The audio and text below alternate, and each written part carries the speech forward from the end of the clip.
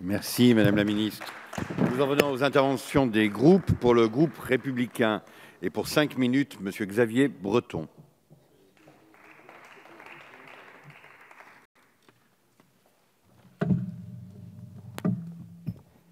Monsieur le Président, Madame la Ministre, Messieurs les rapporteurs, mes chers collègues.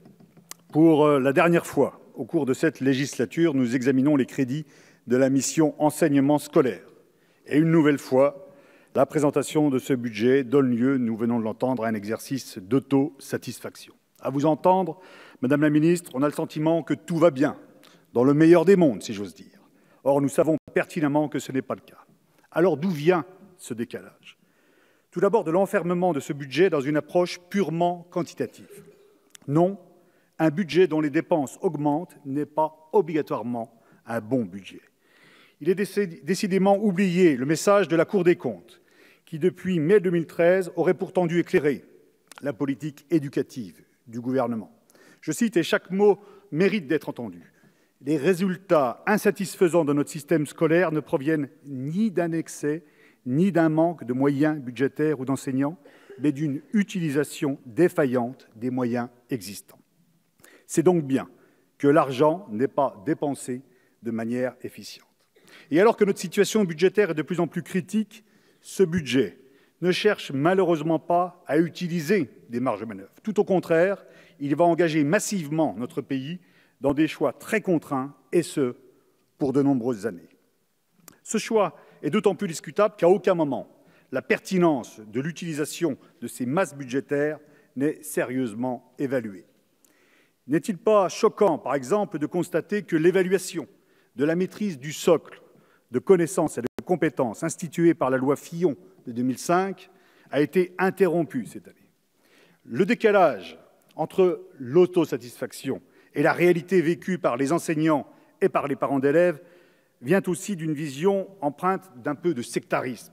Prenons un exemple de ce sectarisme avec les réactions au dernier rapport du Conseil national de l'évaluation du système scolaire paru le 27 septembre dernier, qui est consacré aux inégalités dans l'école. D'un côté, le journal Le Monde écrivait au sujet de ce rapport « Ce vaste travail », en parlant du rapport du CNESCO, met en cause 30 années de politique éducative. Libération ajoutait « La principale explication de l'état des inégalités à l'école tient en particulier à la politique d'éducation prioritaire menée pourtant de manière constante depuis 35 ans. » Face à ce constat qui nous plaçait tous sur les bancs de cet hémicycle, face à nos responsabilités, quelle a été, Madame la Ministre, votre réaction? Je cite mot pour mot votre tweet.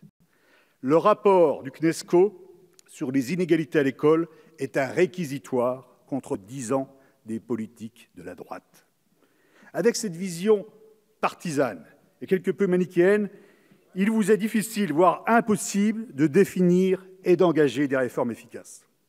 Dès lors, nous comprenons mieux l'échec de la réforme des rythmes scolaires, qui creuse les inégalités entre les communes, ou les difficultés rencontrées par la réforme du collège, imposée elle aussi sans concertation et exécutée au pas de charge.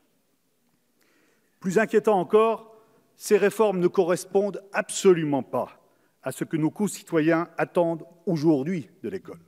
J'en veux pour preuve le sondage paru ce lundi dans La Croix et réalisé pour les Semaines sociales de France et les apprentis d'Auteuil. Pour 77% de Français, l'école est avant tout un lieu pour apprendre les savoirs fondamentaux. Et il est intéressant d'examiner la répartition souhaitée des rôles entre l'école et la famille. C'est vers l'école que l'on se tourne en premier lieu pour accompagner les jeunes dans leur orientation scolaire et pour préparer leur intégration dans le monde du travail. En revanche, pour nos concitoyens, c'est le rôle de la famille qui est reconnu comme prépondérant pour apprendre les règles de vie en société et pour préparer à devenir citoyen. Nous sommes donc bien loin de la vision qui inspire la loi de 2013, dite de refondation de l'école, et qui vise, je cite, Madame la Ministre, votre prédécesseur, à arracher l'élève à tout déterminisme, y compris familial. Et je voudrais à ce sujet citer l'historien de l'éducation, Claude Lelièvre, qui commentait le sondage paru dans La Croix. Selon cette étude, Les Français demandent un recentrage sur le lire, écrire, compter. Et il ajoute, peut-être, avec la polémique autour de la théorie du genre, redoute-t-il que l'école transmette des valeurs, une idéologie qui les gêne. Madame la ministre, c'est un historien de l'éducation que je cite.